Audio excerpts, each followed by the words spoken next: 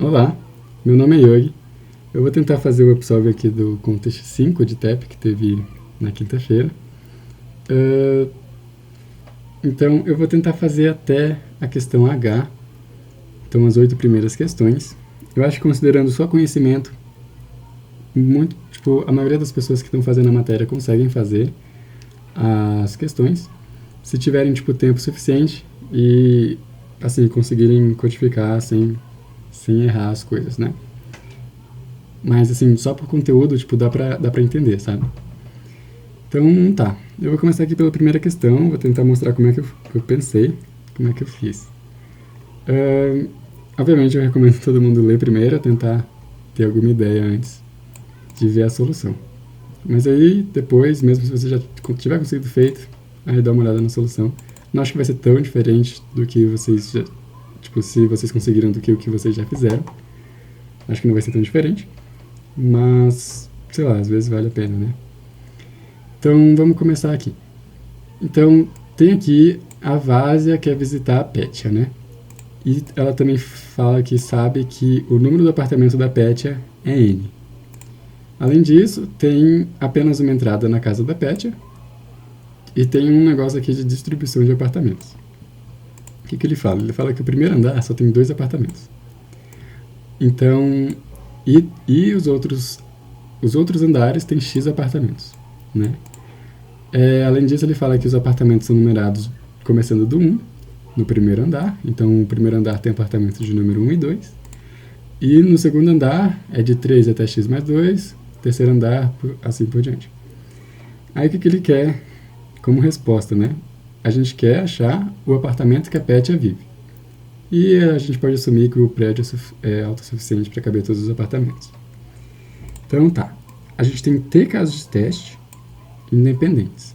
Em cada caso de teste, a gente está lendo 2 inteiros, n e x, e percebe que só tem 1000 casos de testes, n e x também são menores que 1000. O que é o n? O n é o número do apartamento da Pétia. E o x é o número de apartamentos que tem em cada andar, exceto o primeiro andar, né? Então tá, vamos ver aqui a entrada. Então tem o t aqui, que são 4 casos de teste. Primeiro caso de teste, n igual a 7, x igual a 3. Segundo caso de teste, n igual a 1, x igual a 5. E assim por diante. E aqui as saídas, né? Quando os problemas têm essa nota aqui também é interessante de ler, né? Então ele está falando aqui que no primeiro caso de teste, o primeiro andar só tem apartamentos de número 1 e 2, o segundo 3, 4 e 5, e o terceiro andar tem apartamentos de número 6, 7 e 8. Então o número do apartamento da Pétia é o 7, então ela vive no terceiro andar, e por isso ele solta 3 aqui. Então acho que dá para entender, né? Até poderia fazer um desenho aqui, no primeiro andar tem 2 apartamentos, no segundo andar tem 3, e assim por diante. E aí eles são numerados, né? Esse aqui de número 1, esse aqui de número 2, 3, 4, 5. E esse aqui é o de número 7. E ele quer saber qual andar que tá, né? Primeiro, uma coisa que eu recomendo é que vocês sempre vejam, os limites aqui. Eu acho que talvez o Edson tenha falado, mas em geral, a gente consegue assumir que o computador faz cerca de 10 a sexta ou 10 a sétima operações em menos de um segundo. Esses problemas sempre tem aqui quanto que é o time limit, mas, assim, dá pra assumir sempre que é um segundo, né? Você sempre consegue assumir que você consegue fazer 10 a sétima, 10 a sexta operações. Então, se você vê aqui os casos de teste, você consegue perceber que, se cada caso de teste tem nx menor que 1000, eu consigo, iterar sobre um deles, fazer 1000 operações, que aí, vezes esse 1000 de cada caso de teste, vão ser 1 milhão de operações. Então, iterar sobre n, por exemplo, é O de n. Outra alternativa é, iterar sobre x, O de x, né? Mas o que importa é que, 1000 vezes 1000 é 1 milhão, que é 10 a sexta. Então, se eu for fazer uma solução que seja O de n, vai dar 10 a sexta que passa no tempo, porque é menor que 10 a sétima, por exemplo. Tá entre 10 a sétima e 10 a sexta, né? Que é o nosso limite que a gente pode considerar. Então a gente percebe que uma solução O de n funcionaria aqui. O que é uma solução O de n nesse problema? É você fazer um loop que vai passar do 1 até o n E aí, tipo, 1, 2. Tá, cheguei no 2, então agora o próximo é o andar de número 2. Né? Esse aqui é o andar de número 1. Você tem, tipo, meio que um contador assim, né? Poderia ser, tipo, o count, que você iria contando o andar que você tá atualmente. Então tá, i igual a 1, i igual a 2, andar 1. Igual a 3, aí tu aumenta o contador, né? Aí, tipo, tu vai, tipo, contar, tipo, sei lá, quantos andares foram, né? Tipo, quantos apartamentos foram nesse andar, por exemplo. Então você poderia falar, tá, tô no 3, então, tipo, um apartamento, 2 apartamentos, 3 apartamentos. Opa, x igual a 3. Então aumenta o andar e 0 o contador. Então aqui a gente tem 0 apartamentos, mas estou no terceiro andar. E aí, 1 apartamento, 2 apartamentos, 3 apartamentos. Opa, o contador é igual a 3, que é igual a x, né? Então a gente aumenta o andar. E assim por diante. Então uma forma de fazer é você só fazer esse loop com o contador e aumentando assim, conforme você vai passando. E essa solução passa nesse problema, porque os limites permitem. Mas poderia ser que os limites fossem maiores, tá? E aí, ainda é possível de resolver. A forma que eu fiz resolve, por exemplo, para limites maiores também. Mas eu, tipo, na hora nem pensei muito sobre isso. Tá, eu vou mostrar a forma como eu fiz, porque, sei lá, foi o jeito que eu fiz, eu vou tentar mostrar todas as questões como que foi que eu fiz mesmo. Primeiro, eu vi que, tipo, esse primeiro andar aqui, você tem 2 apartamentos. E é, tipo, diferente de todos os outros, né? Tipo, o padrão.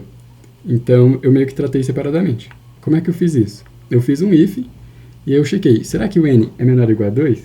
Se sim, tipo, a resposta é o primeiro apartamento. Então, eu vou fazer aqui. Primeiro a gente tem que ler os casos de teste, né?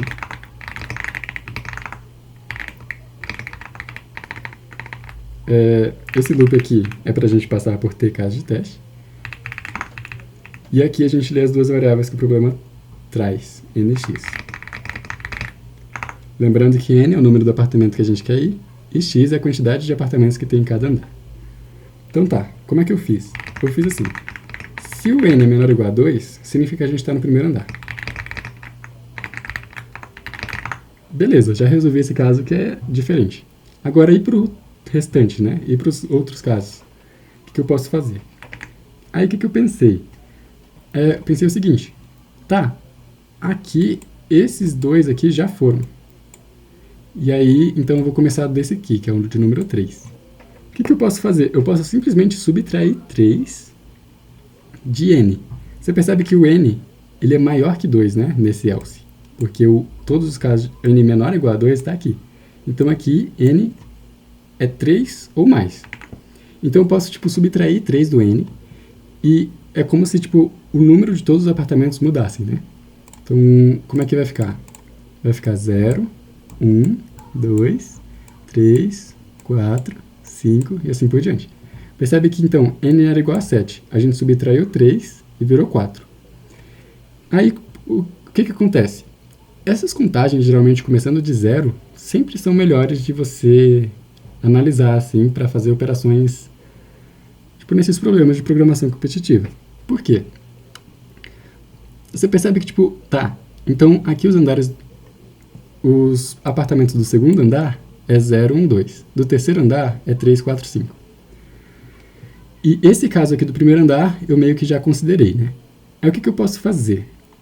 Percebe que se eu dividir o número dos apartamentos por x, meio que tem um padrãozinho, porque se você fazer 0 sobre 3, vai dar 0.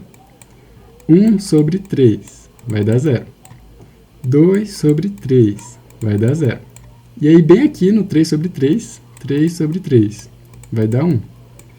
Então, tipo, é mais ou menos a ideia da iteração, né? Tipo, só de eu dividir, eu meio que estou conseguindo saber mais ou menos qual andar que o apartamento tá. Tá um pouco errado? Tá, né? Porque ele tá falando que tá tipo, que o apartamento de número 3 é o 0, mas a gente tá vendo que aqui é o 2. Mas você percebe que no momento que a gente chegou em outro andar, aumentou aqui o número, né? Então, tipo, é a ideia do for, mas a gente percebe que quando a gente faz a divisão, a gente tá, tipo, conseguindo exatamente em que andar que o apartamento tá. E, assim, tipo, sei lá, isso aqui meio que na hora veio intuitivo, assim, mas você pode pensar sempre que quando você tem várias coisas assim, né, tá, sei lá, divisão nesses problemas de matemática é muito comum. Então, sempre tem coisas que você vai conseguir acelerar com a divisão, né? Em vez de você fazer um loop, tu só faz uma divisão, só faz um resto, alguma coisa assim. E é algo que você vai pegando com o tempo. Mas beleza, então a gente viu que tá, tipo, dando aqui, e quando a gente sobe pro novo andar, deu 1.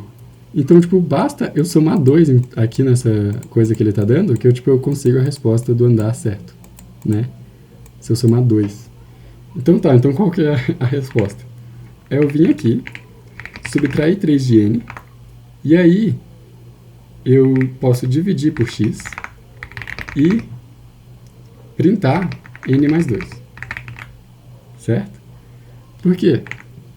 Que nem eu falei, o primeiro caso de teste já tá, aí o resto a gente subtrai 3 para a gente começar de 0 e faz a divisão para descobrir o andar que a pessoa tá, e o 2 é só para arrumar. Então, assim, eu acho que é uma questão que a maioria das pessoas fez, eu não vou tentar ficar muito tempo nela, mas na maioria das questões, a dica dessa questão aqui é que, tipo, na maioria das questões, começar de 0 pode ser bem interessante, porque a divisão, o módulo, geralmente, quando você começa de 0, fica mais fácil de você pegar, tipo, um padrão. E se, de repente, depois der, tipo, um pouquinho errado, você ainda é só, tipo, você adicionar o tanto que precisa. Às vezes é mais 1, às vezes é mais 2 e tal. Então tá, só vou compilar esse código aqui pra gente ver se tá batendo com os casos de teste. Então percebe que deu aqui 31577, que é a resposta, 31577. Vou mandar.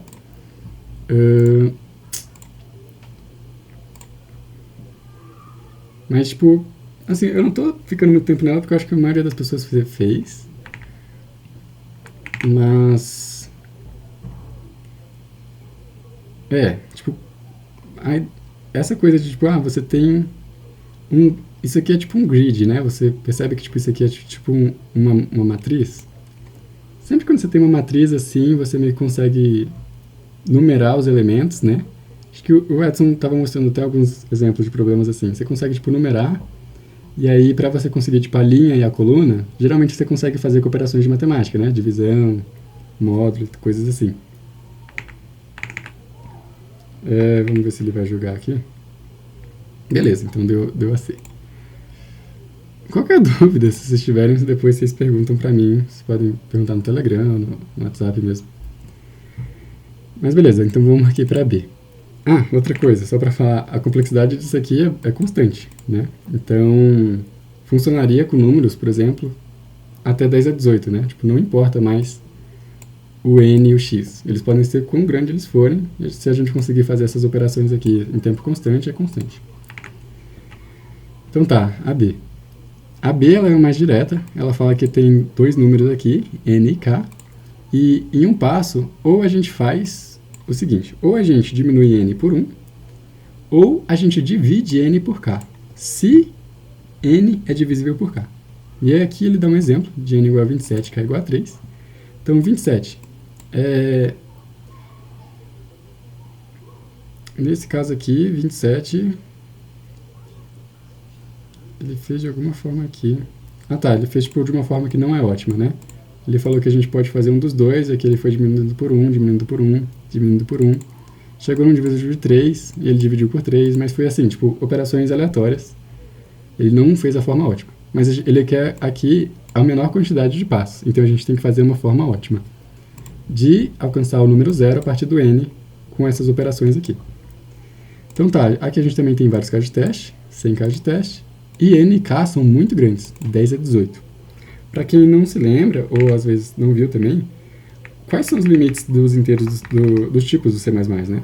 O int, dá para assumir que é tipo 4 bilhões, tá? Que é igual a, tipo, 4 vezes 10 elevado a 8.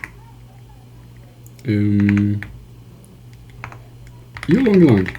O long é um número, tipo, na casa de 10 a 18, tá? Então, tipo, um pouquinho mais de 10 a 18 aqui, pode ser talvez 2, talvez, tipo, 2 vezes isso aqui, 3 vezes isso aqui. Não lembro agora o número exato, mas é, tipo, na casa de 10 a 18. Então, você vê que aqui já tem 10 a 18, então você vai ter que usar long. Beleza, mas o que ele quer nessa questão aqui? Ele quer a menor quantidade de passos para chegar em 0 com essas operações. Você percebe que, tipo, a operação de dividir, ela é muito boa. você percebe que tipo, ele foi de 24 para 8. Então dividir é sempre muito bom. Imagina que você tem assim. Outra coisa, o k aqui é maior que 2, tá? Se o k fosse igual a 1, a operação de dividir não ia fazer nada. Então ia ser tipo horrível, porque ela não ia conseguir diminuir o número. Como o k é maior que 2, é maior ou igual a 2, no mínimo essa operação de divisão divide por 2. E, tipo assim, se você tem um n igual a 2 e você divide por 2, você foi por 1. Então, tipo, foi igual a você subtrair 1. Faz sentido? Agora, se você tem, tipo, o n igual a 4 e você dividiu por 2, você conseguiu subtrair 2. Então, basicamente, a conclusão é que depois do n igual a 2, dividir sempre é melhor que subtrair 1, certo? Deu pra entender isso? Eu não sei. Né? Mas, tipo assim, se você tem 2 e divide por 2, é 1. É igual a subtrair 1. Se você tem 3 e divide... 3, no caso, não é divisível, né? Mas se você tem 4 e divide por 2, vai dar 2. Isso aqui é igual a você, tipo, subtrair 2, né? Então, aí, conforme cresce, 6, 8, 10, todos esses vão subtrair mais ainda. Então, dividir é muito bom. Essa é a conclusão que a gente chega aqui. Então tá, sempre que a gente conseguir fazer essa operação de divisão, a gente vai fazer. Porque, que nem eu falei, é tipo ótimo para todos os casos aqui, como k é igual a 2, como k é maior ou igual a 2. Tá, será que isso ainda passa no tempo limite? Não sei. Se a gente for, tipo, pensar aqui, eu tenho 10 a 18, imagina que eu tenho um k que é, sei lá, imagina que é tipo um k que é, tipo, número primo, sei lá, um negócio assim, sabe? Aqui não faz muito sentido, mas imagina que eu tenho um k que provavelmente não é divisor de muitos números. Então eu vou subtrair 1 muitas vezes. Eu vou ficar subtraindo 1. E aí é que nem o que eu falei anteriormente. O limite de operações que a gente tem é 10 a sexta, 10 a sétima, né? Então, como aqui é 10 a 18, você pode imaginar que tipo, o número k pode ser maior que n também, né? Então pode ser que a gente não consiga nem fazer nenhuma operação de divisão. Ou seja, por exemplo, o k poderia ser 10 a 18 e o n 10 a 17. A gente nunca ia conseguir fazer uma operação de divisão, porque o n nunca ia ser divisível. A gente só ia poder fazer operações de diminuir 1. A gente não pode fazer um loop que... Tipo, a gente não pode fazer um loop que só diminui 1. Porque senão a gente ia fazer 10 a 17 operações, que é muito mais do que o limite. Tá. Então, beleza. A gente não pode fazer loop para diminuir 1. O que a gente faz, então? O que é interessante? Tipo, que nem eu falei, sempre que a gente chega num divisor, num n, que é divisível por k, então a gente vai fazer a operação de divisão. Então, e se eu tentar fazer assim? E se, quando não for divisor, tipo, quando não for divisível, né, eu subtrair 1, só que tipo de uma vez, assim, subtrair o máximo que eu conseguir até chegar num divisor, num divisível, né? Então, tá, não é divisível. Eu vou subtrair muitos 1s até ficar divisível. Como é que eu faço isso, tipo, rapidamente, sem ser um loop? Uma coisa importante aqui, tipo, a gente está num n que não é divisível de k, a gente quer ir para um n menor que o atual, né, que é divisível de k. Então, basicamente, o que a gente está fazendo é, tipo, indo pro múltiplo de k, tipo, pro primeiro múltiplo de k menor que 1, tá? Como assim? Por exemplo, eu vou deixar os casos de teste aqui, porque a gente tem vários aqui.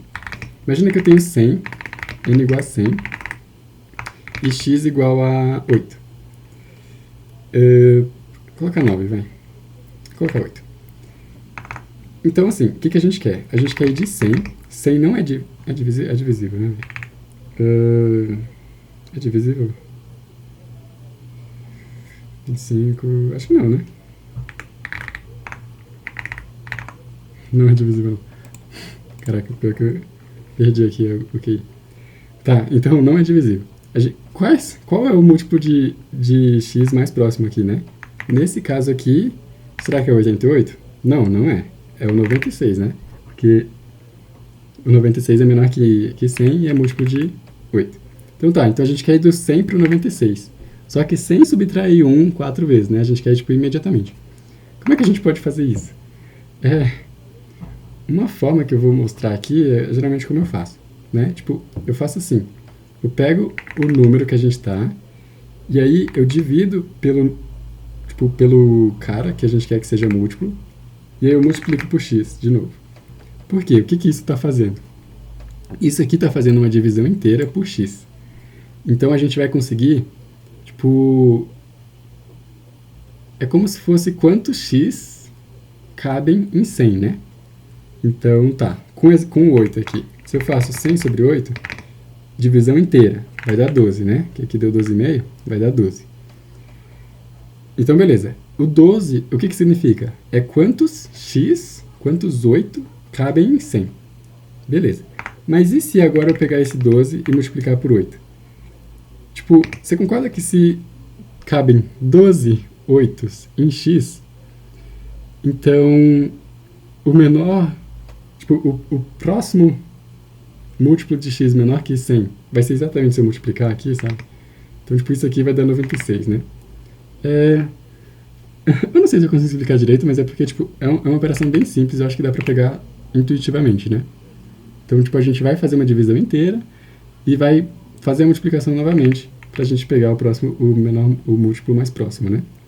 Essa coisa de múltiplo mais próximo cai, tipo, em bastante questões, sabe?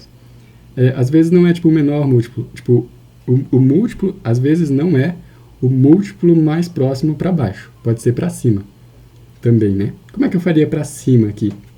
Em vez de eu fazer um 100 sobre x, que nativamente no C++ é uma operação que está arredondando para baixo, eu poderia arredondar para cima, né? E aí, arredondando para cima, eu conseguiria o próximo, sabe? Então, beleza. Ou você poderia, sei lá, mas geralmente dessas formas funcionam, sabe? Então tá.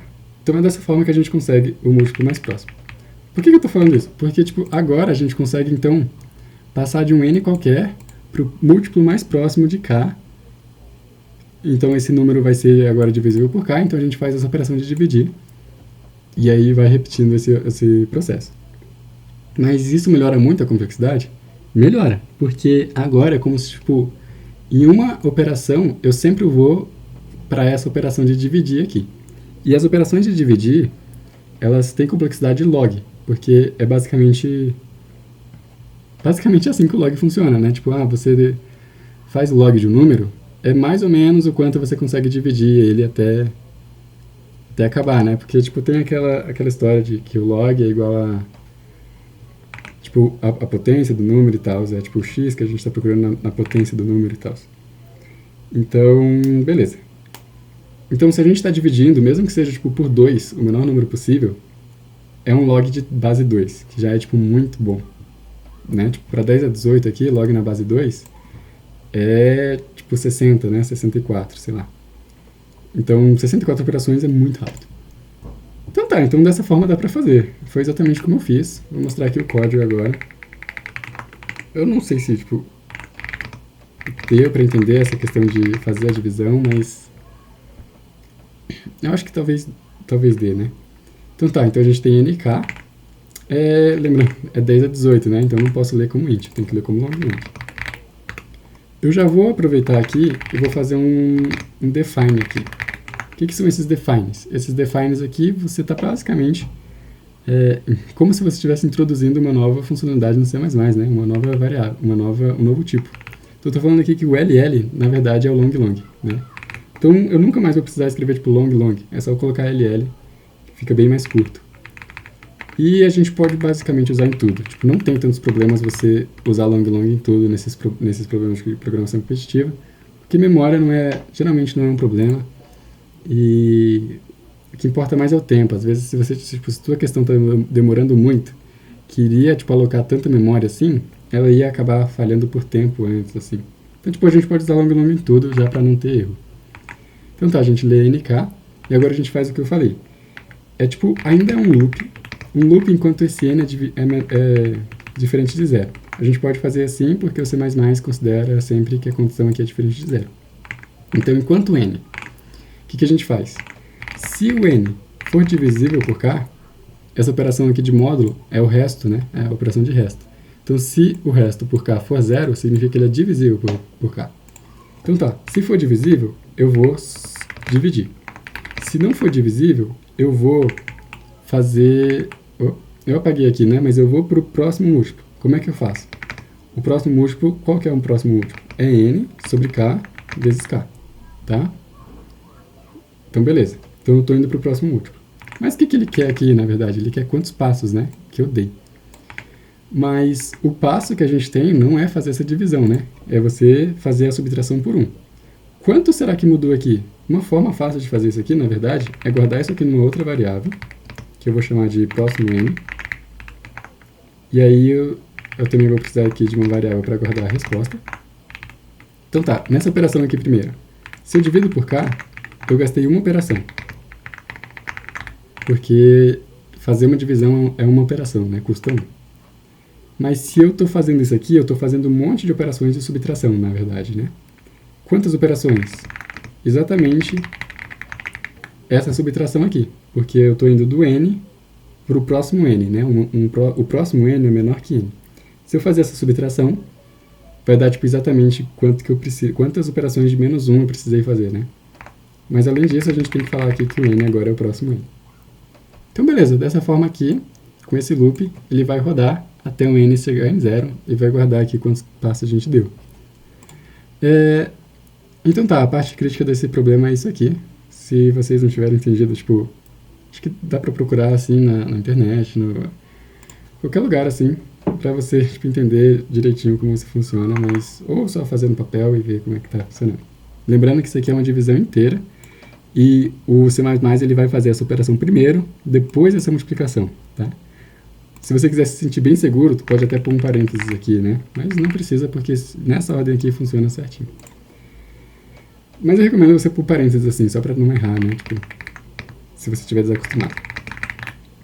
Então tá, a gente printa a resposta. Vamos testar aqui com o caso de teste.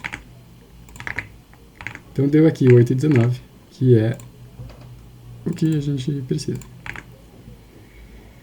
Tá, vamos só ver se passou. Beleza. Eu tô vendo que tá demorando tipo, bastante pra explicar as questões. Talvez não dê pra fazer todas as 8, nem um vídeo só, mas vamos ver.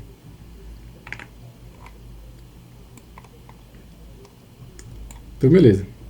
Esse problema aqui tinha um long, essa questão aqui do loop. A internet tá meio ruim.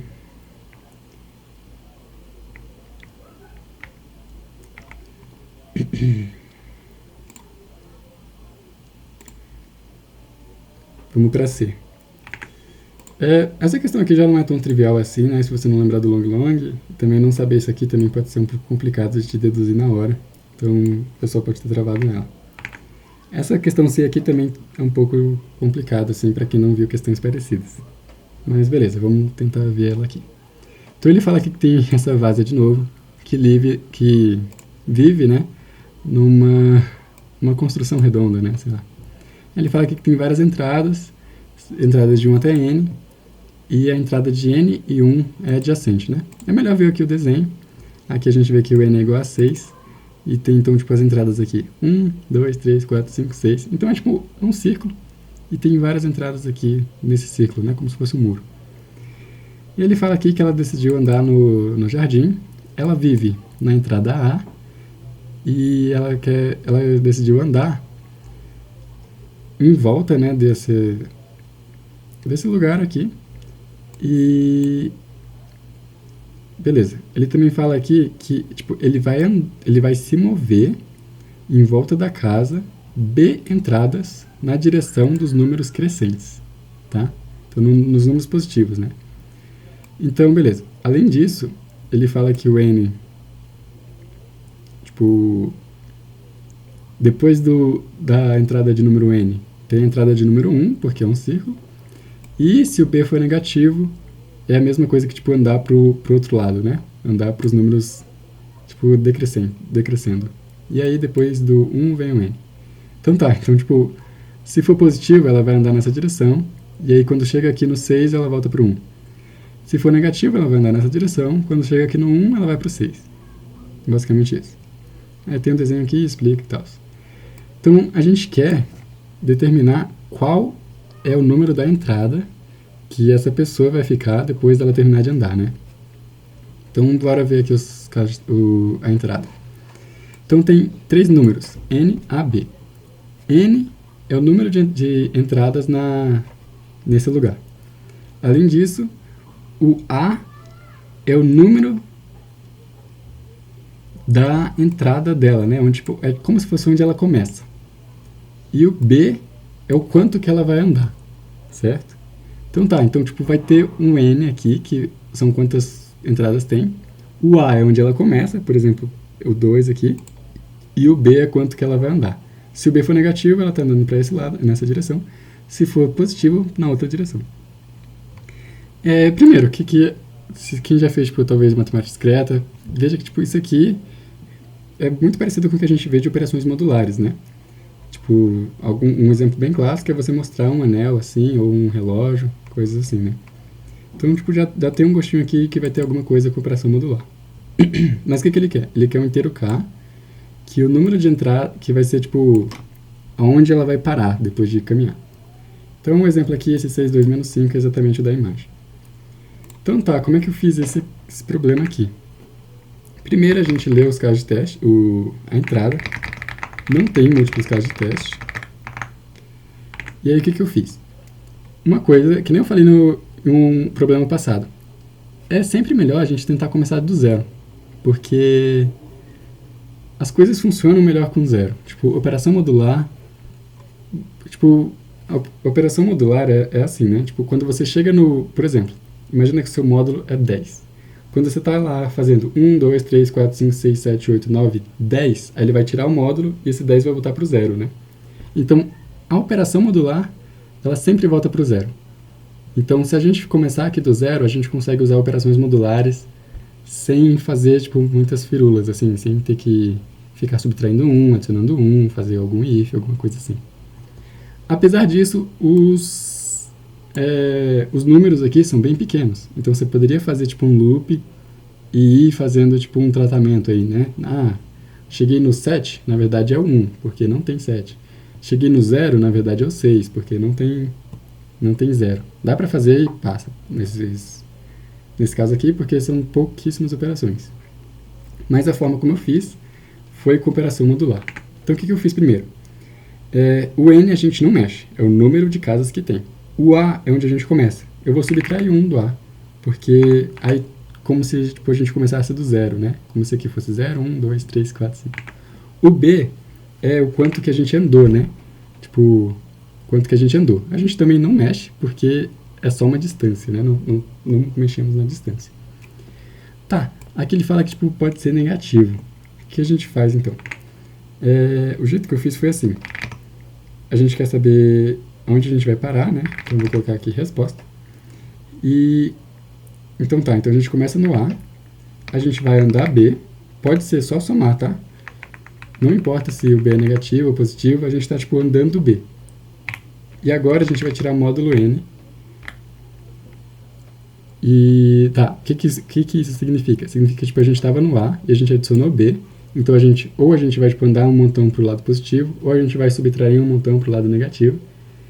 E tá, se eu somei um montão, agora eu vou tirar módulo N e tipo, vai funcionar. Porque é como se eu, tipo, do 2 aqui eu girasse um montão, fosse parar tipo no 50, assim. Mas não existe 50. A gente tira o módulo e ele vai tipo, mapear certinho para onde é a casa aqui, começando tipo, de 0 e indo até 5, né? Se a gente tira o módulo 6. Porque sempre que a gente tira o módulo 6, os números possíveis é 0, 1, 2, 3, 4, 5. E assim, tipo, eu recomendo, tipo, quem não entende muito bem sobre módulo, ver uma aula específica sobre módulo, né?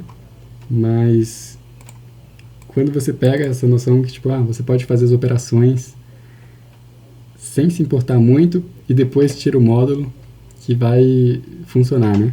Mas e se for negativo, né? A gente subtraiu um montão e ficou negativo. Bom, o módulo de C++ ele não trata esse negócio de negativo. Ele vai, tipo, ele vai tirar o módulo, mas vai ficar com sinal negativo. Aí o que a gente tem que fazer? Se a resposta foi menor que 0, a gente soma o módulo. Por quê? Porque é como se, tipo, imagina que eu subtraí aqui 3. Subtraí 2, né? 3, na verdade. Subtraí 1, subtraí 0, subtraí menos 1. Se eu somar 6 de menos 1, vai dar 5. Né? Então dá certinho aqui onde a gente queria ir. Então é basicamente isso. Tipo, quando a gente tem círculos, assim, coisas que vão, tipo, do n depois volta para o 1, ou do n depois volta para o 0, é operação modular, muito provavelmente. Porque é exatamente isso que é operação modular, tipo, é uma representação da operação modular, né? Tipo, quando chega num número limite lá do módulo, você vai voltar para o 0. E é como se, tipo, outra coisa é como se você, tipo, subtraísse o máximo do módulo possível do número que você tem, né? Então, tipo, se você tem 100 e o módulo é 6, é como se você subtraísse o máximo de 6 possível. Como assim? Tipo, imagina que eu tenho 100 e eu quero fazer módulo 6. É como se eu fizesse menos 6, menos 6, menos 6. Até chegar esse momento aqui que, tipo, não dá mais, que é 4. Então, 100 módulo de 6 é 4. Então, tipo, essa também é uma visualização legal do módulo, que é tipo, eu vou subtrair um montão de vezes essa quantidade até chegar num número que, tipo, não dá mais para subtrair. Beleza. Mas, então, tá. Só que agora, tipo, a gente subtraiu 1 aqui, né, por causa do 0. Porque o módulo, ele, tipo, volta pro 0. Só que como ele não começa do 1, a gente tem que somar aqui de novo. E agora a gente pode printar a resposta. Talvez esse problema aqui seja um pouco mais complicado de entender se você não sabe operações modulares. A outra forma de fazer é realmente fazendo um loop aqui, talvez seja mais fácil das pessoas entenderem. Só que eu acho que é importante você saber isso aqui. Se você não sabe, tipo, procura um pouco sobre. Que muito, tipo, isso aqui agora é uma solução constante, né? Então pode ser números até 10 a 18, cada um desses aqui, que não importa muito. Aqui ele está falando aqui que, tipo, eu declarei aqui como int, mas a princípio não importa aqui, como esses números são pequenos. Só vamos testar aqui o caso de teste. Então deu 3. Então beleza, parece que está batendo, né? Então foi dessa forma que eu fiz. É uma questão de experiência, assim, tipo, você pega experiência com essas questões de módulo e tu consegue ter a ideia rápido. E é sempre legal você tentar visualizar, tipo, esses círculos e tal. Círculos, coisas assim, sempre tem uma relação com o módulo. Então vamos para D aqui. Ele fala que tem um número muito grande, tem N dígitos, e não tem tipo, zeros. Tipo, zeros contínuos aqui no final, né? E cada dígito ou é 0 ou é 1. Aí ele fala que você consegue fazer várias operações nesse número, quantas você quiser. E em cada operação, o que é a operação, né? A operação é você pegar e trocar um dígito por outro. Então você troca o 0 por 1, ou você troca o 1 por 0. Então tem um número aqui, tu vai trocar o 0 por 1 ou 1 por 0. Pode fazer quantas vezes você quiser. Aí ele fala aqui que é possível que depois dessa operação você consiga um número que tenha zeros ali, tipo, esse leading zeros é aqui, ó, tá? Tipo, pra lá. Porque um número que tem zeros ali meio que não é meio que ignorado, né? Ele fala que tá, fazendo essa operação talvez seja possível isso acontecer, mas ele fala que não importa. Então vamos acreditar, né? Então tá, ele fala que a gente tem dois inteiros, y e x, que estão entre 0 e n, e ele quer que a gente calcule a menor quantidade de operações que a gente deve fazer para obter um número que tem resto, um número que tem resto 10y, quando é módulo 10x, tá? Em outras palavras, o número obtido deve ter resto 10y quando for dividido por 10x. Então você percebe que, tipo, resto, divisão, sempre está aparecendo aqui porque o tópico é matemática e isso aparece bastante, né? Tipo, programação repetitiva. Então tá, tem restos e divisões aqui. Então ele fala que a entrada não tem múltiplos casos de teste, a entrada é nxy, limites até que altos, né? 2 vezes 10 a quinta. E ele fala que n é o comprimento do número, então quantos dígitos do número tem, né? x e y, que são esses x e y aqui que ele está falando. Aí na segunda linha tem o número, né? Cada dígito do número, n dígitos. Os dígitos ou são 0 ou são 1. E ele fala que o primeiro número sempre é 1. O primeiro dígito sempre é 1. Então o que ele quer aqui novamente?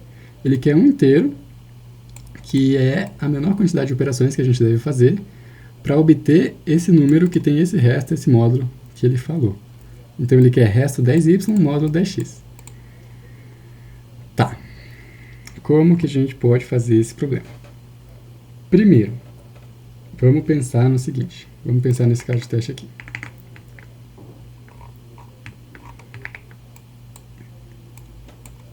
Não é difícil esse problema, tá? Vocês vão ver que tipo, é bem simples na verdade.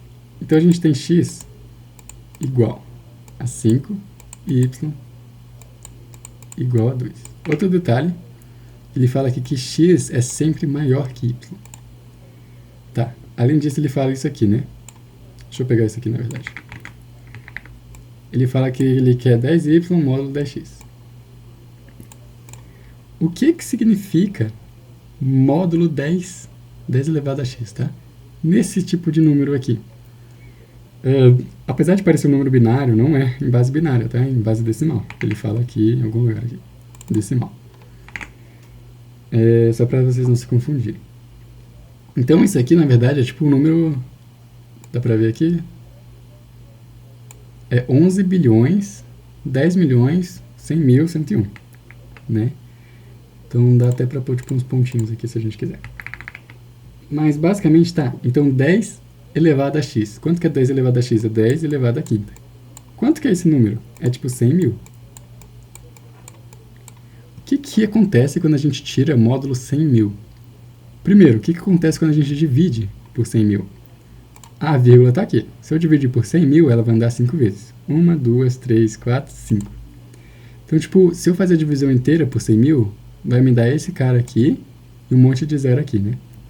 Isso aqui sobrou, né? Tipo, deu quebrado. Esse quebrado é o resto, né? Então, sobrou aqui o resto. Quanto que dá esse resto aqui? Exatamente 101, né? Então, tá.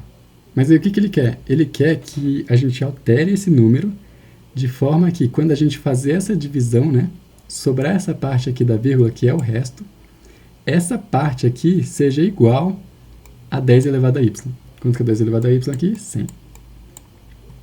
Então ele quer que isso aqui seja igual a 100. Mas você percebe que deu 101? Então a gente teria que fazer uma operação de mudar esse 1 por um 0. Né? É exatamente a resposta que ele põe aqui. 1. A gente muda aqui. Ele está explicando isso aqui também, aqui, né? Ele fala que depois de fazer uma operação, vai ter resto 100 módulo 100 mil. Mas então é isso. A ideia desse problema é você conseguir visualizar que quando você tem tipo 10 elevado a x, basicamente a vírgula só está andando aqui e o resto vai ser o que está aqui da vírgula, sabe? E você nem precisa fazer tipo, muito mais que isso. Então tá, o resto é essa parte que está aqui. Só que você percebe que quantos números tem aqui? Exatamente x. Então o que eu posso fazer? Primeiro, esqueci de falar, mas esse é um número realmente gigantesco, que nem ele falou aqui no começo. Tem 10 a quinta dígitos. Não dá para guardar no inteiro, tipo, nunca. O máximo que você consegue guardar no inteiro são 18 dígitos, né? Porque dá mais ou menos 10 a 18. No inteiro não, né? No long. Então se fosse 18 dígitos, dava para guardar no long. Aqui não dá. Então qual que é a melhor forma de ler isso aqui? Que é esses 1, 1, 1, 0, 0.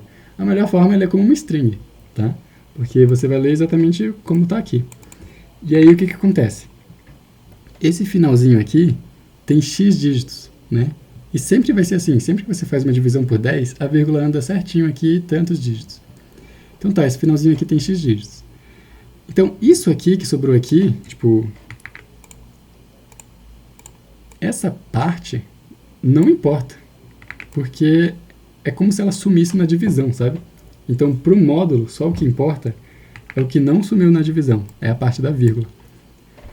Então, tá. Então, o módulo é exatamente essa parte. Quando eu tirar módulo 10 elevado a quinta, sobra isso. Só que deu um número diferente do y que eu quero, do 10 elevado a y, né? O 10 elevado a y é 100, e deu 101. Então, a gente tem que trocar alguns dígitos. Que dígitos que eu vou trocar? Você percebe que, tipo, é uma potência de 10, né? 10 elevado a y. Então, é um número assim, né? Vai ter um 1 e aqui vai ter alguma quantidade de zeros. Quantos zeros? Y. Então, tá. Então, você percebe que, primeiro, se já aqui tiver mais que 1, tipo, mais que 1, tipo, mais que número 1, com certeza a gente vai ter que apagar, tipo, pelo menos, tipo, todos os 1s, exceto 1, né? Tipo, a gente tem que apagar, tipo... A gente pode, tipo, apagar todos os 1s e depois mudar o 0 para 1, sabe? É uma opção. Só que não daria o mínimo, porque pode ser que a gente não precisasse fazer essa última operação de mudar o 0 para 1. Né? Tipo, o que eu quero dizer? Tipo, aqui, essa parte aqui é 0, 0, 0, 0, 0, 1, 0, 1. Para ficar igual a 100, esses zeros aqui não importam, porque tipo, a gente meio que ignora, porque é um número decimal. A gente poderia trocar esse 1 aqui para 0, então a gente ficaria com 0, 0, 0, 0, e trocar esse 1 para 0. Então eu gastei duas operações. Depois a gente poderia trocar esse 1 para 1. Esse 0 para 1. E aí, tipo, a gente teria exatamente 100, que é o quanto que a gente quer. Isso aqui gastou uma operação. Só que daria 3 operações. Você percebe que, tipo, basta uma operação aqui, mudar esse 1 para 0? Então, beleza. Mas aqui a gente já percebe que, tipo, tá, não é difícil, então, né? Basta a gente, então, trocar todo mundo para 0, menos esse caso aqui, tipo, o 1 já tá certo, né? Então, tá, esse é um caso, mas pode ser que aqui aqui, tipo, não esteja certo, né? Pode ser que aqui esteja um 0 quando eu precisava de um 1. Então, nesse caso, eu tenho que trocar o 0 para 1. Então, tipo, é basicamente isso. Tipo, tá resolvido. Eu não sei se deu para entender muito bem, mas eu vou fazer o código aqui e acho que vai clarear. Primeiro a gente lê a entrada, nxy,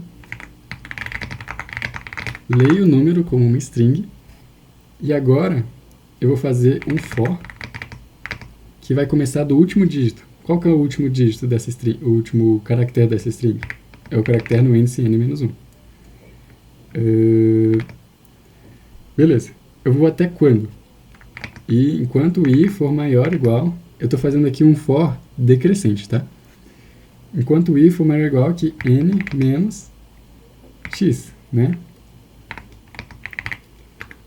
Então, o que é esse for? É um for ao contrário, né? Eu quero, tipo, começar desse último caractere e passando até x aqui. 1, 2, 3, 4, 5. X, né? Passar por cada um desses caracteres. E aí, o que eu vou fazer? O jeito que eu fiz foi assim, né?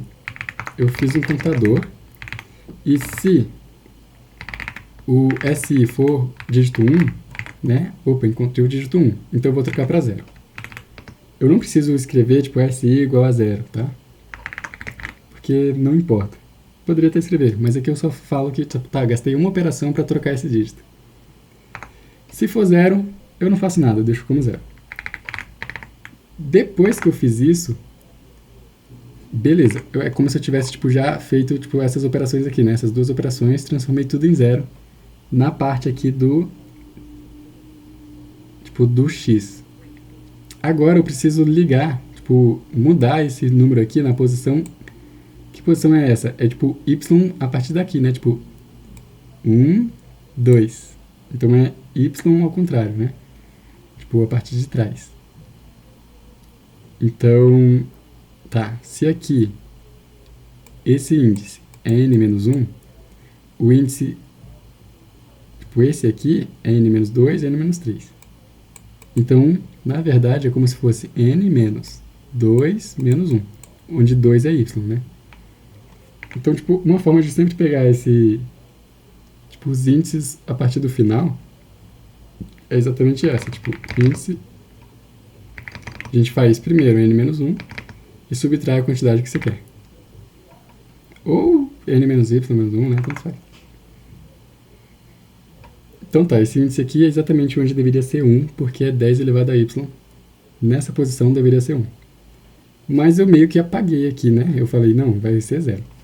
Só que, tipo, Se já for 1, eu fiz uma operação inútil aqui, né? Então eu vou fazer assim, se ele já era 1, então tipo, já estava certo, eu sem querer, contei uma operação errada. Então eu vou tirar essa operação. Agora, se não, então ele era 0. Se ele era 0, tipo, eu não contei nenhuma operação aqui, porque para os zeros eu não faço nada. Mas se ele era 0, eu tenho que trocar ele para 1, né? Então eu faço mais uma operação, troca esse 0 para 1. E essa é a resposta. Tá. É isso, tipo...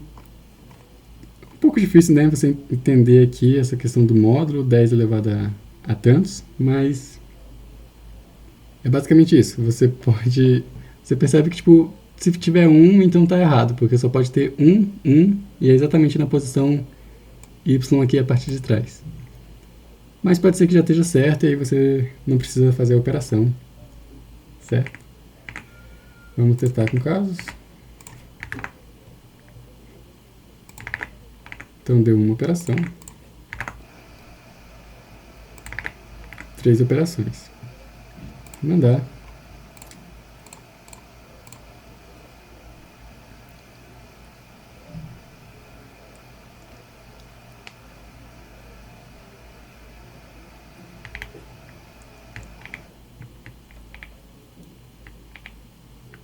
Beleza. Então vamos aqui para E agora. Deixa eu ver quanto tempo tem. Tá, eu acho que eu vou tipo, terminar nessa E aqui. Porque mais que uma hora já fica um pouco ruim, aí de repente eu faço o resto. Depois. Então tá. Essa aí aqui. A menina tá lendo um e-book e ela fala aqui que os arquivos que esse livro, né, tem N páginas. E elas são numeradas de 1 até N. Ela também fala que a tela tá mostrando a página X. E ela quer ler a página Y. Além disso, tem 2 botões no e-book, né? Como se fosse um Kindle, que permitem a menina ela scrollar de páginas para frente ou de páginas para trás. Só que ela não pode ir tipo depois do fim do livro, né? Tipo, ou do começo do livro, tipo das bordas, né? Então ele dá um exemplo aqui. Se tem 10 páginas e o D é igual a 3, então da primeira página ela pode tipo, ficar na primeira ou ir para a quarta página pressionando um botão. Aí da segunda página ela pode tentar voltar para trás, né? Voltar 3 páginas. Só que como tipo nem tem mais página, não tem 3 páginas para lá, então você volta para a primeira página, né? Ou você pode ir para frente 3 páginas, que você vai para a quinta página. E aí ele continua aqui falando como que é. Então ele quer a menor quantidade de vezes que você precisa apertar um botão para ir para a página Y. Então tá. Primeira coisa que a gente pensa, né? Será que isso é possível sempre? E você percebe aqui que parece que não é, né? Ele fala aqui que talvez você tenha que printar -1. Então, acho que é algo interessante de você pensar assim, tipo, pô, será que essa operação é possível sempre? Não sei, né? Você tem que analisar. Às vezes tem algumas pegadinhas com isso aqui também. Tipo, às vezes ele fala que -1 printa um caso impossível, mas na verdade não tem casos impossíveis, né? Mais entrada aqui. Então a gente tem T casos de teste, 1000 casos de teste, e cada caso de teste tem N, X, Y, D. São os números, as letras que ele falou aqui. Então N é o número de páginas, X é a página inicial, D é a página que a gente quer ir, N é o número de páginas, X é a página inicial, Y é a página que a gente quer ir, e D é o tanto de páginas que a gente consegue meio que pular com o botão. E aqui tem os casos de teste. Então tá. A gente consegue interpretar isso aqui como se fosse um vetorzinho. Então, para esse caso de teste aqui,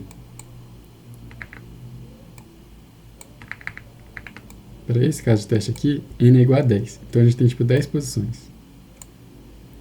1, 2, 3, 4, 5, 6, 7, 8, 9, 10. 1, 2, 3, 4, 5, 6, 7, 8, 9, 10. Então tem 10 posições. Essa aqui é a posição de número 1, 2, 3, 4, 5.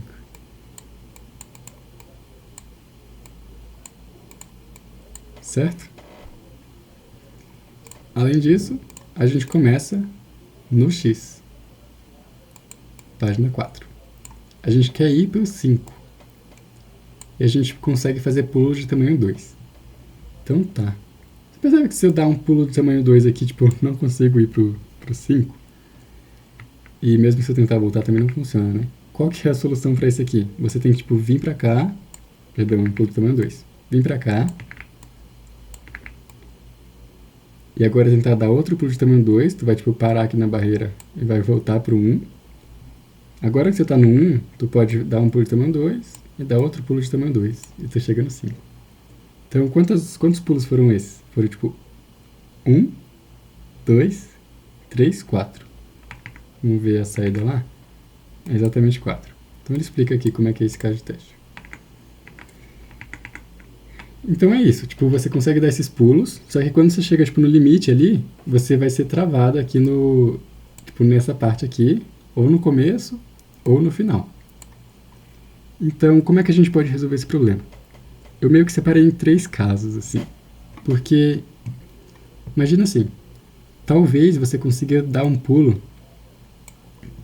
Primeira coisa, tipo, quando você dá um pulo pra cá, meio que não adianta você voltar pra tentar dar um pulo de novo pra lá, sabe? Tipo, às vezes se o pulo muda, né? Vale a pena, tipo, você ir pra frente, ir pra trás, ir pra frente, que você chega em um lugar diferente.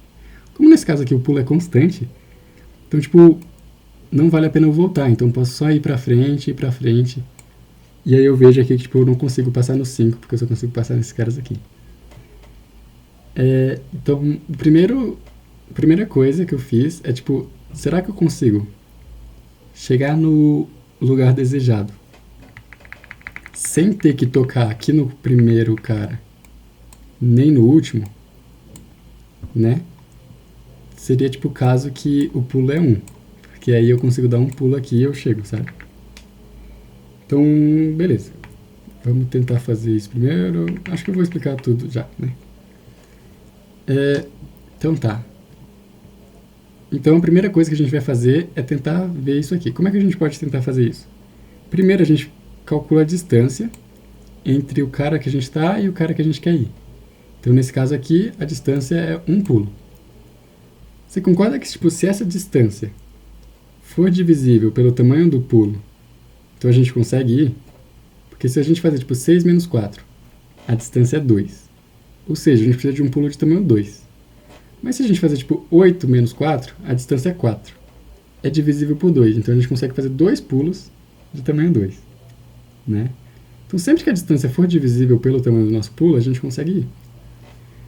Então tá, então essa é uma forma de checar, tipo, será que a gente consegue chegar no objetivo a partir de onde a gente está, com o tamanho do nosso pulo, sem tocar aqui no primeiro nem no último? Apesar que, tipo, pode ser que o lugar desejado seja o último, né? Aí sim a gente teria que meio que considerar e tal. Beleza. Então a primeira coisa que a gente vai tentar fazer é isso. Mas e depois? E se não der? Ou pode até dar, né? Mas, tipo, bora pensar agora, e se a gente precisar chegar aqui no primeiro lugar, na primeira posição? Eu sempre consigo ir para a primeira posição, tá? Porque a gente pode ir dando pulinhos aqui, mesmo que ele seja muito grande, ele vai parar aqui na barreira e vai, tipo, voltar para a primeira posição. Então a gente sempre consegue chegar na primeira posição, sempre consegue chegar na última posição. Então tá, e se eu fazer o seguinte? E se eu tentar ir para a primeira posição, e agora a partir da primeira posição, eu tentar ir para o lugar desejado? É uma opção, né? Tipo, eu sempre posso tentar fazer esse caminho. A mesma coisa para o final. Eu tento ir para o final, e depois do final eu tento ir para o lugar desejado. Tipo, é um caso que ele vai mostrar aqui no caso de teste, né? No segundo caso de teste, aliás, no terceiro aqui, porque o segundo é impossível. Ele fala que a melhor opção é você ir pro 7, ir pro 10, ir pro 13, ir pro 16. Ah não, na verdade esse caso aqui, tipo, você nem precisou tocar nas bordas. Mas tem casos que, tipo, você precisa. Porque, por exemplo, era na verdade nesse próprio 5 aqui, né? O caso que dava. Você vai para aqui para a borda, trava aqui e agora você vai e volta, né? Então tá, então pode ser que a gente precise ir para o começo ou para o final. Então vamos tentar guardar essas três informações. Qual é a distância se eu for tentar ir pulando sem ir ser do começo até o final? Tipo, da onde eu tô até ele, eu consigo ir? Eu vejo se a distância é divisível. Se for divisível, eu consigo ir. E aí eu também sei quantos pulos eu preciso dar, porque é só fazer a divisão. Além disso, a gente pode calcular tipo, quantos pulos eu preciso dar para ir para o começo. E aí do começo eu calculo quantos pulos eu preciso dar para chegar no lugar desejado. Da mesma forma que a gente meio que faz aqui com esse jeito aqui de... né? Eu acho que eu já vou começar o código, mas é basicamente isso. A gente vai separar nesses casos e vocês vão ver que tipo, vai montar tipo, 3 opções que a gente pode escolher, né? Isso aqui tem múltiplos casos de teste? Tem.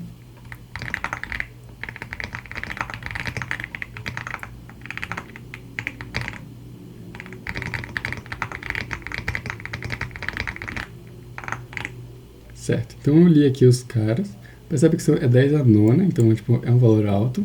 Você vê um valor alto assim, talvez você comece a ficar um pouco preocupado em questão de tempo, até mesmo se... uso long long, não sei. Então tá, eu vou tentar calcular o seguinte.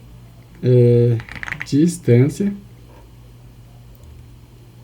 Vou tentar fazer tipo uma função aqui primeiro, na verdade. Pulos. Né? Então eu quero saber quantos pulos eu preciso dar para ir de... tipo... ir do inicial até o final, considerando que o tamanho do meu pulo é esse aqui. Certo? Então o que eu preciso calcular? Você concorda que tipo, aqui a gente calculou tipo, a distância e viu se era divisível? Então a gente vai fazer isso. Então a distância, qual que é a distância de inicial até o final? A gente não sabe se o final está na frente ou está atrás. Então a gente tira uma... O ABES é de módulo. Módulo, no caso, esse módulo aqui, né? Tipo, x menos y. Esse módulo aqui. Quando é negativo, ele muda para positivo. Então o ABES é exatamente isso. Se a gente fazer inicial menos final, a gente vai ter a distância, né? Porque a gente fez... É como se... A gente tem a distância, né? Porque se o inicial for maior menos o final... Então, tipo, 6 menos 3 vai dar 3. 1, 2, 3. Se a gente fazer 3 menos 6, vai dar menos 3, mas como é o módulo, ele vai virar 3. 1, 2, 3. Se essa distância for divisível por pulo, então a gente consegue dar alguns pulos para chegar nesse lugar. Eu vou retornar, então, distância sobre pulo. É exatamente a quantidade de pulos que eu preciso dar para chegar na posição final. Porém, pode ser que essa distância não seja divisível. Então ele não vai dar esse return, ele vai executar essa linha aqui. E, tipo, então é impossível da gente dar esses pulos e chegar lá, porque não é divisível, nunca vai dar certo. Eu vou retornar menos 1 aqui. Tá. Então a gente tem essa função. Agora o que eu posso calcular aqui? Eu posso calcular, tipo, pulos inicial, final. Pulos. Qual que é a posição inicial? X. Qual que é a posição final? Y. Distância do nosso pulo, D. Além disso, eu posso calcular a distância, a quantidade de pulos que eu preciso do primeiro lugar até o lugar desejado. Então, início, final. Primeiro lugar é 1, desejado é Y, D. Você percebe que tipo, aqui eu também não resolvi não subtrair todo mundo para começar de zero, né?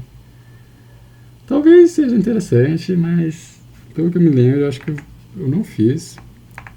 Não importa muito, tá? Nesse caso aqui, acho que dá pra fazer de qualquer forma. Tá, vamos tentar agora então do final pro... Pior que tipo, esses nomes ficaram ruins, né? Ficaram um pouquinho ruins, mas eu vou chamar de tipo fim. Fim pro final. Qual que é o fim? O fim é a posição N. O final é y, tamanho do pulo d. Então tá, a gente tem esses três valores. Agora vamos tentar calcular a resposta já a partir disso. O que a gente tem? Você concorda que tipo, a resposta poderia ser calculada tipo, como se fosse o mínimo desses três de alguma forma? Tipo, a gente tem essas três opções. Talvez a gente tente pegar, tipo, a gente quer, né, a que dê menos pulos. Então vamos tentar fazer assim. A gente pode, se eu conseguir tipo, pular do inicial para o final, eu meio que já estou feito, né? Então, tipo, se isso aqui não for um valor inválido, é exatamente a quantidade de pulos que eu preciso de ir do inicial para o final. No caso aqui, é tipo, eu tô indo do inicial pro final sem tocar aqui no primeiro nem no último, sabe? Tipo, direto, assim, sem ter que ir pra cá e depois ir, sabe? Direto. Tá, mas e se a gente não conseguir, né? Pode ser que isso aqui nunca dê certo. A gente pode tentar, então, ir do início pro final. Só que você concorda que, tipo, pra ir do início pro final, primeiro... Aqui até tô dando alguma coisa aqui. Início. Concorda que tipo, pra gente ir do início pro final, primeiro a gente precisa ir pro início? Então quantos pulos a gente precisa para ir pro início? Não sei, né? Eu poderia tentar usar a função aqui, só que pro início é um pouco diferente, porque não precisa ser divisor da distância, sabe? Porque o início, quando a gente vai pulando, mesmo se não for divisor, a gente vai uma hora parar lá, certo? Então, como é que a gente pode fazer essa distância? Eu vou guardar uma outra variável aqui. Distância para o início, ou pulos início.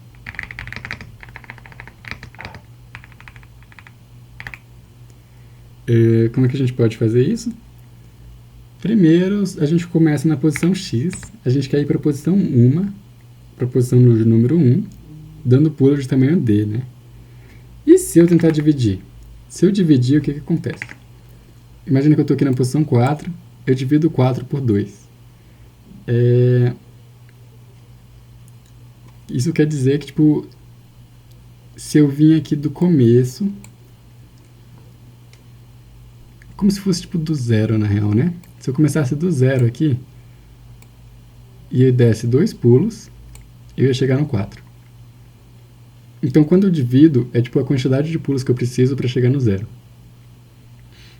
Mas nesse caso aqui eu dividi por um divisor. E se não fosse um divisor, né? E se fosse tipo 3? 4 dividido por 3. Divisão inteira dá 1. Então é como se tipo em um pulo eu conseguisse ir pro 1, né? Porque o nosso pulo também é 3. Nesse caso aqui, para entender, acho que seria melhor a gente subtrair mesmo. Vamos fazer assim, vamos subtrair. Porque realmente subtrair é bom, velho. Então, o que eu vou fazer? Eu vou subtrair x, vou subtrair y. Vou subtrair n também, porque n é como se fosse tipo nossa última posição. Subtrair 1 de todo mundo. O d eu não subtraio, porque é como se fosse uma distância do pulo, né? Aqui agora o início mudou. O início agora é 0.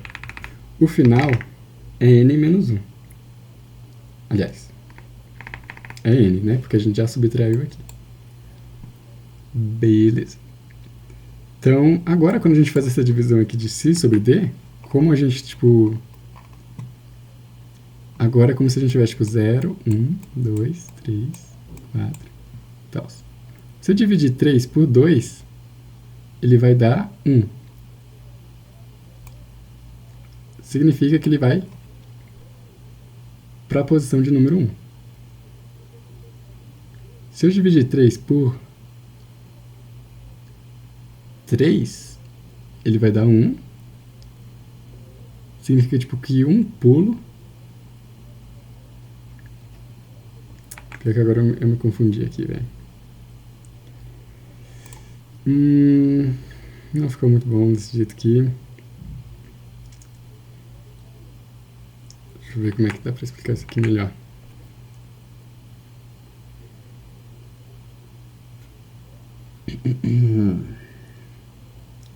Acho que a melhor forma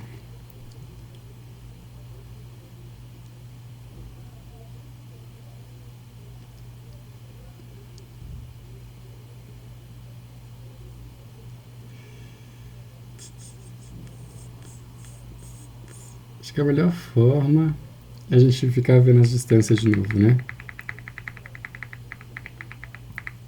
Certo. Então a gente está tipo, numa posição aqui, por exemplo, a 4. E eu quero ver a distância até o começo. A distância aqui, 4 menos 1, é 3. Então, tipo, se a gente dividir essa distância pelo tamanho do nosso pulo, 2.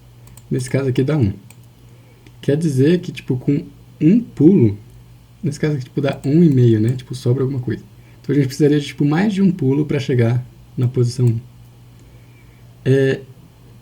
Tipo, deu quebrado aqui, né? Normalmente a gente não iria considerar quebrado, se fosse, tipo, daqui até aqui. Mas como aqui, quando a gente está indo pro começo, não importa se, tipo, a gente está aqui e o pulo é muito grande, porque ele vai parar aqui no começo. Então, se dá quebrado, é como se, tipo, tá, a gente precisou de mais um pouquinho de pulo para chegar lá, mas a gente consegue chegar lá sempre, né? Então, tá. Então, a gente percebe que quando a gente divide, se der perfeito, é exatamente a quantidade de pulos que a gente precisa ir. Se der quebrado, então, tipo, a gente precisa dar essa quantidade de pulos, que é a parte inteira, mais um. Certo, acho que essa forma fica melhor mesmo. Então, eu vou tirar aqui aquela questão de subtrair 1. Eu vou voltar aqui para o 1. É porque o que acontece? Por que eu estava subtraindo 1, né? Porque, tipo, eu estava pensando nessa coisa da distância, mas talvez seja melhor eu só... Isso aqui, na verdade, continua... N... Mas aqui no pulos início, eu vou colocar a distância. Então, eu vou fazer a distância entre 1 e a posição que eu estou. Porque 1 é a posição inicial, né? X é a posição onde eu estou. Se eu fazer essa subtração aqui, eu tenho a distância é 3. Se eu fazer a divisão pelo tamanho do pulo, eu vou ter esse número. Só que, tipo, pode ser que ele seja quebrado. Se ele for quebrado, eu adiciono mais um, porque eu ainda dou mais um pulinho, né? Então tá. Então eu poderia, tipo, fazer assim. Mas, será que essa divisão é perfeita? Se é perfeita, adiciona 0. Se não é perfeita, adiciona 1. Então dessa forma aqui funciona. Só que eu já tenho, tipo... Isso aqui aparece muito. Tipo, isso aqui, na verdade, é uma divisão, só que arredondando para cima, né? E eu tenho já uma função aqui sempre para isso, que é exatamente o que eu estou fazendo aqui, mais ou menos. Uma divisão que vai arredondar para o teto. Era x menos 1, d. Ou abs, né? Aí com abs não importa a vaga.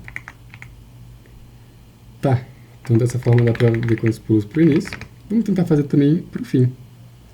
Para o fim, na verdade, vai ser tipo, basicamente igual. A gente vê a distância. Se der quebrado, é mais um pulinho. Se não der quebrado, deu perfeito. Então, cd abs n-x d. Beleza. Então aqui, voltando aqui, se a gente quer... O primeiro caso aqui, né, é um pulo da onde a gente começa até aonde a gente quer ir. No caso da gente conseguir. Aqui é a gente tentar ir para o início, e agora do início para o final, tipo, para onde a gente quer ir. Ou a gente pode tentar ir para o fim, né, tipo, para a última posição, e agora do fim para a posição onde a gente quer ir. Fazendo o mínimo disso aqui a gente consegue a resposta, só tem tipo, um detalhezinho, que aqui eu retornei tipo menos 1 quando a gente não consegue, né. Então, como a gente está tirando o mínimo aqui, se um desses a gente não consegue, o menos 1 ia ganhar aqui, e a resposta ia ser menos 1, quando a gente não consegue qualquer um, né.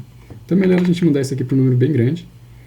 No C++, se a gente importa tudo aqui com bits stdc++, a gente já tem essa variável chamada intmax, que tem um valor máximo aqui do int, que é 2 bilhões.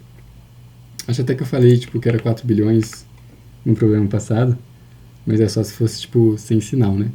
Então a gente tem que considerar 2 bilhões. Tá. Então, tá.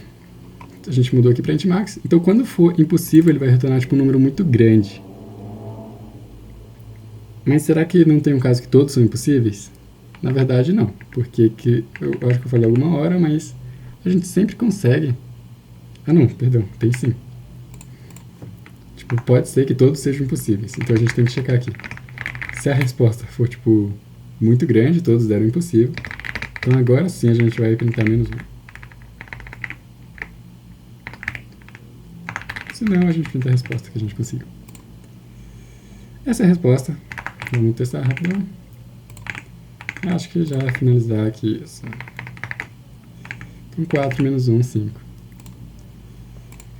Talvez eu tente fazer dos outros problemas. Também são fazíveis. Mas eu percebi que eu demorei tipo, mais do que eu pensei para explicar eles. Também não sei se eu consigo explicar tão bem assim. Mas beleza, passou aqui. Foi até aí. Faltariam essas 3, né? Mas eu acho que até aí já é legal, né? Alguns tentaram aqui a E. Bastantes travaram aqui na D. Então beleza, eu acho que eu vou terminar essa aqui. Depois eu vejo se eu consigo fazer esses outros. Espero que tenha dado para entender tipo, alguma coisa que eu falei. Qualquer coisa vocês perguntam no grupo para outras pessoas ou para mim mesmo, que eu vou tentar responder. Valeu!